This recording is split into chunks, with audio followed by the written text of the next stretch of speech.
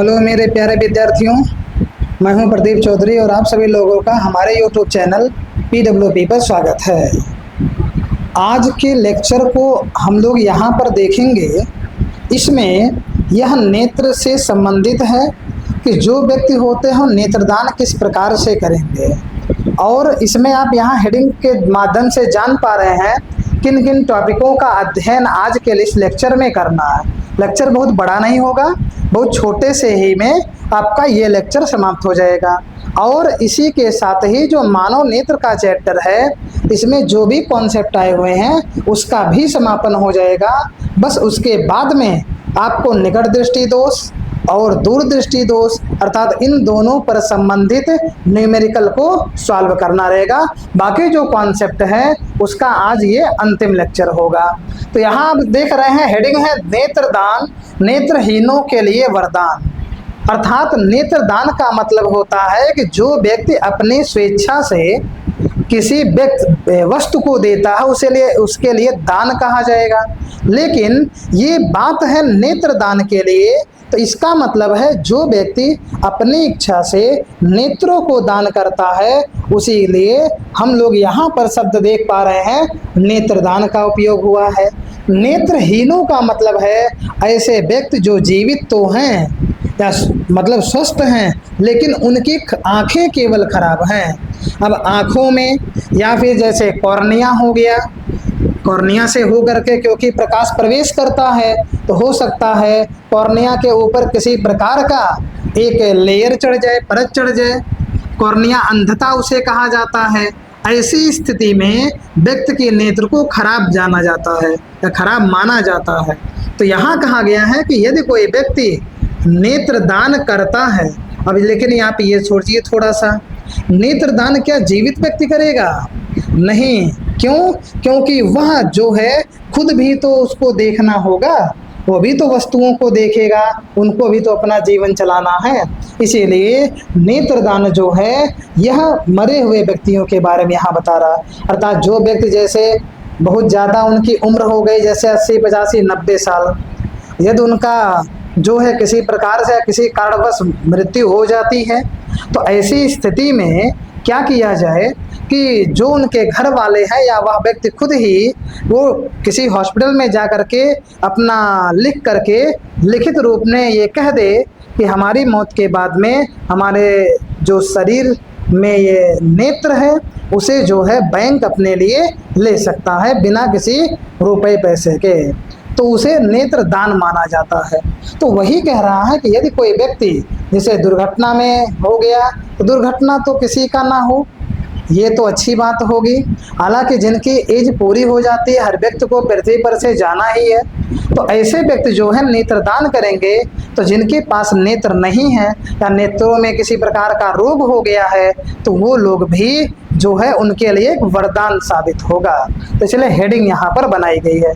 अब आप यहाँ पर एक एक लाइन को ध्यान से देखें तो यहाँ हमने लिखा, ये जितनी भी चीज़ें लिखी हैं सब एकदम आसान भाषा में लिखा गया है।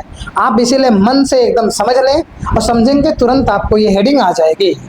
लिखा गया है, अपनी मृत्यु के पश्चात कोई भी व्यक्ति अपने नेत्रों को नेत्रहीनों के लिए दान कर सकते हैं। इसका मतलब है वही जो बताया गया कि जो भी व्यक्ति ये चाहते हैं कि हम अपनी मृत्यु के बाद में नेत्रों को दूसरों को दे दे, दूसरों को देना चाहते हैं तो वह दे सकते हैं।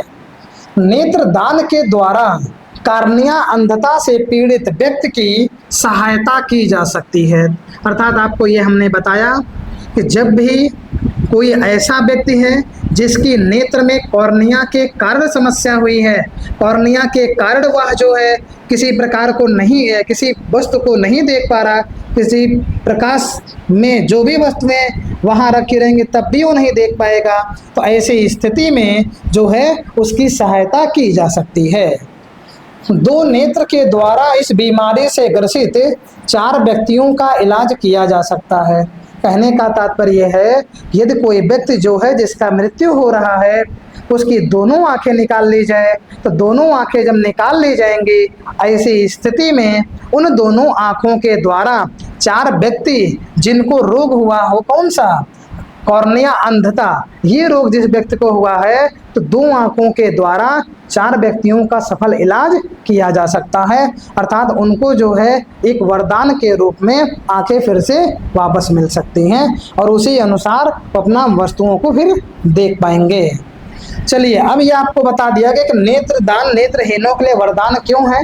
क्योंकि जहाँ पर उनके सामने पूरी दुनिया ये अंधेरे में लग रही है, क्योंकि दिखाई दे नहीं रहा है, लेकिन किसी व्यक्ति के जब नेत्रदान किए जाने के कारण उनको नई प्रकार से उनका इलाज हो करके उनके पास में जो कॉर्निया अंधता का रोग है ये समाप्त किया जाएगा, तो वो अपने जो आँखों के द्वारा जो है वो पूरे विश्व को देख सकते हैं। तो इसलिए उनके लिए वरदान कहा जाएगा।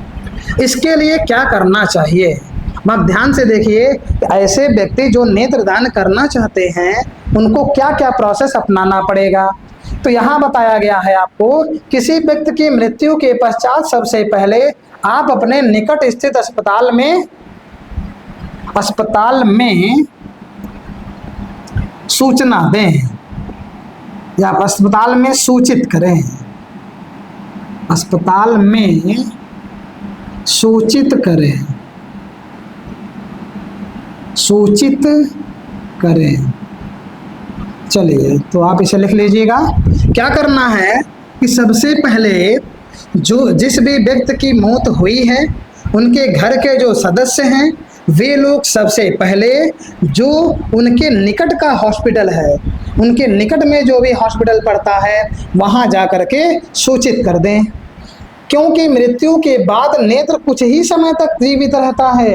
अर्थात जब भी व्यक्ति की मौत होती है उसके कुछ ही समय तक नेत्र जो है जीवित रहता है, नहीं तो उसके बाद में नेत्र भी जो है खराब, अर्थात वो भी समझ लीजिए मर जाता है।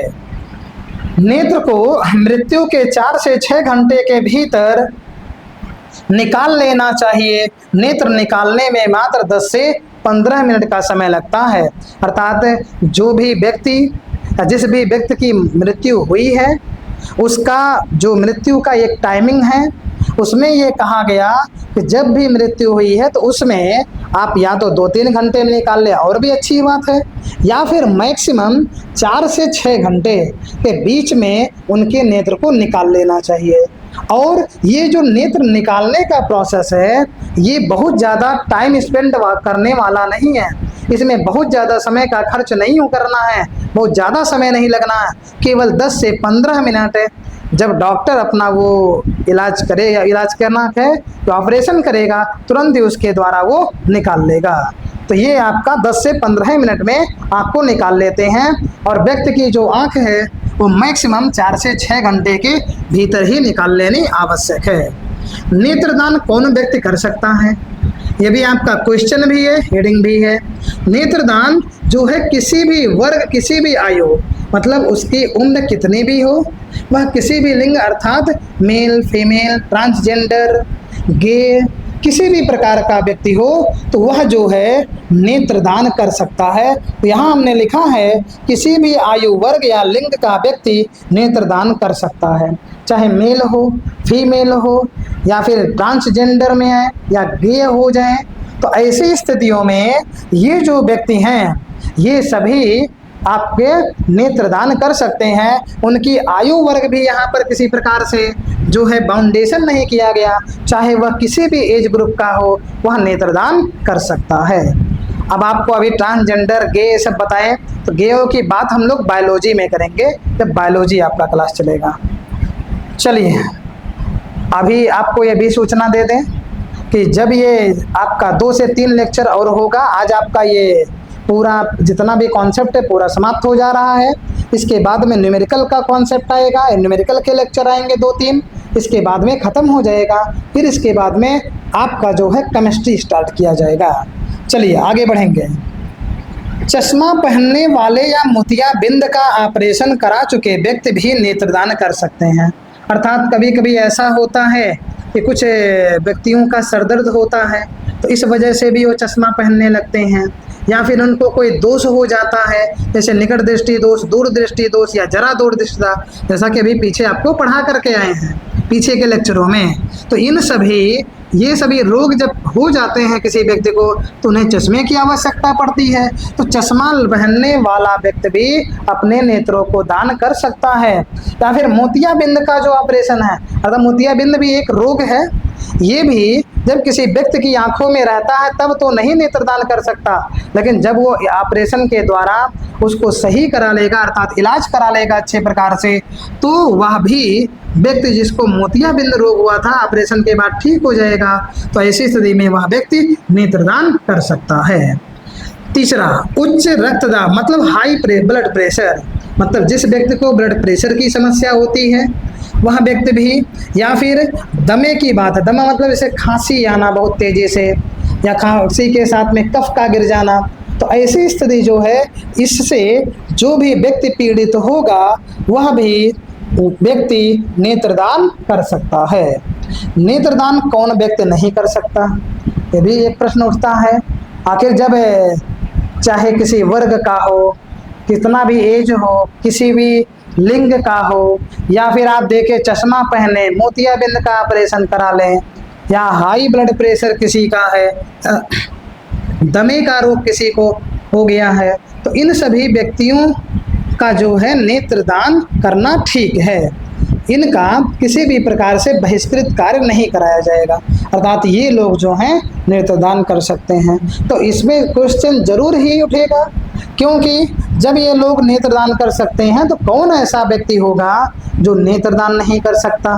तो ऐसी स्थिति में संक्रामक रोग, संक्रामक का मतलब होता है जो एक अंग से दूसरे अंग को स्पर्श करने के बाद में फैल जाता है। जैसे मान लीजिए किसी व्यक्ति के शरीर में संक्रामक कोई रोग हो गया और वह रोग उनके पूरे शरीर में जब है और उसी संक्रामक रोग के कारण वो मर गए हैं, तो उनकी आंखें जो जिस व्यक्ति को लगाई जाएंगी वह व्यक्ति भी उस रोग से ग्रसित हो जाएगा, उस रोग से परेशान या फिर पीड़ित हो जाएगा।